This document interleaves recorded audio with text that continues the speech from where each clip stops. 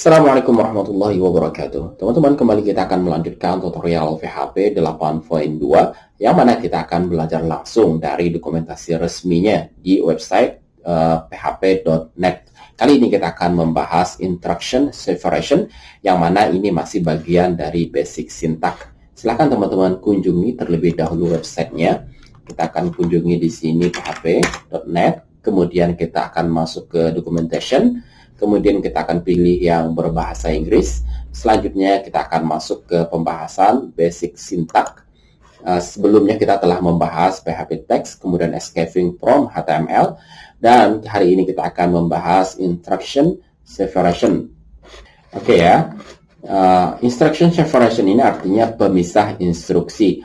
Di sini ada penjelasannya seperti bahasa C# dan PHP katanya juga membutuhkan pemisah dengan semicolon. Semicolonnya artinya titik koma seperti ini ya. Setiap statementnya. Jadi setiap statementnya dia akan membutuhkan titik koma ya.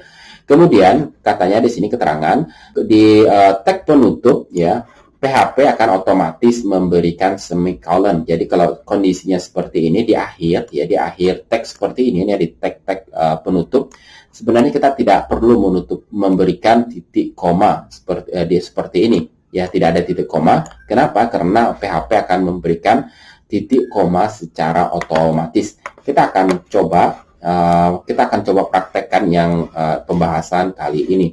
Silahkan teman-teman buka VS Code teman-teman dan pastikan sum kalian dalam keadaan running. Kita akan buat file baru yang mana akan diberi nama separation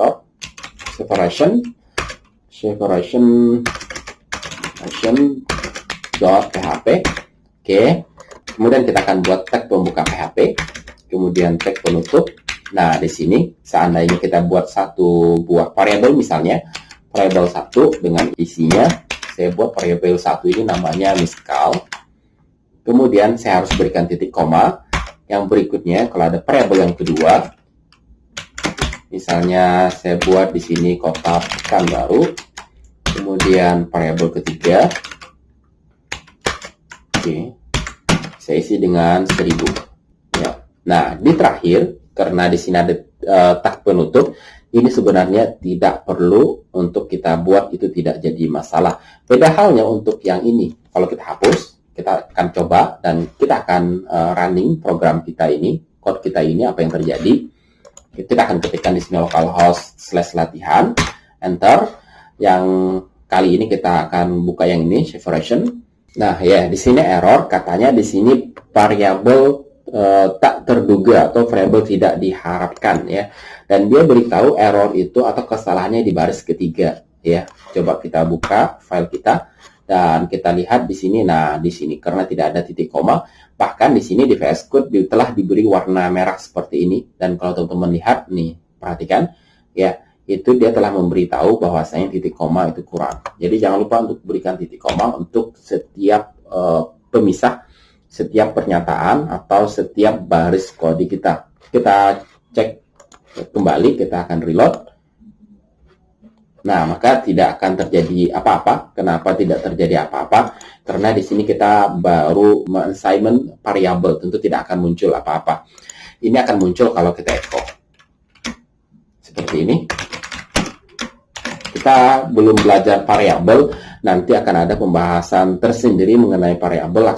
Kali ini saya ingin mengenalkan saja terlebih dahulu agar teman-teman nantinya di pembahasan variabel tentu akan menjadi sangat mudah.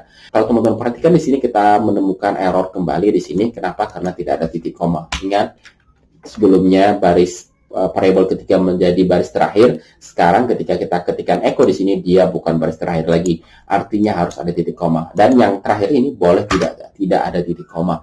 Itu tidak jadi masalah. Kita akan lihat yang tampil adalah miscal karena echo berfungsi untuk menampilkan sesuatu di layar. Ini cara membacanya bagi kalian yang baru. Echo tampilkan ke layar variabel 1, maka yang ini akan tampil ya. Variabel sebagai pengenalan awal itu adalah wadah yang bisa ditampung dengan nilai ya, sederhananya seperti itu ya. Variabel itu adalah suatu wadah yang bisa kita masukkan sesuatu. Nah, itu pengertian sederhananya. Nanti kita akan bahas mengenai variabel. Kita akan lihat kembali ke dokumentasi. Apakah ada yang perlu kita bahas kembali? Nah, ya ini cukup menarik ya. Kalau ya seperti yang saya sebut kepada teman-teman, kalau tidak ada yang lain ya, teman-teman bisa mengabaikan tag penutupnya seperti ini. Ya, kita akan coba copy saja yang ini. Kita akan paste ke baris kode kita. Kita paste ke sini. Oke ya. Nah, ini yang terakhir tidak jadi masalah, tidak ada tag penutup. Kenapa? Karena dia berada di baris karena semua yang ada di sini adalah PHP, tidak ada HTML. Tapi ketika ada HTML, teman-teman harus tambahkan tag penutup seperti ini. Kalau tidak ada seperti ini, tidak jadi masalah. Kita coba, kita akan running. Nah ya, jalan dengan baik.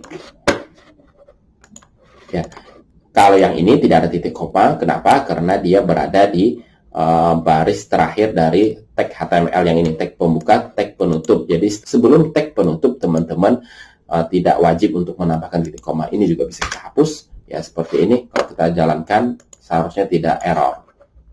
Nah, ya, tidak jadi error. Nah, ya.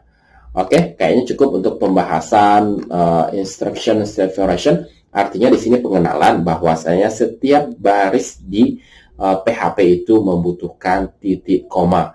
Kecuali di baris terakhir teman-teman boleh tidak memberikan titik koma. Lama-lama teman-teman akan terbiasa untuk memberikan titik koma. Sebenarnya di kehidupan sehari-hari kita juga terbiasa menggunakan titik di akhir kalimat. Nah, sama halnya di PHP, di akhir pernyataan, di akhir baris kode kita harus kita berikan titik koma sebagai pemisah untuk kode berikutnya.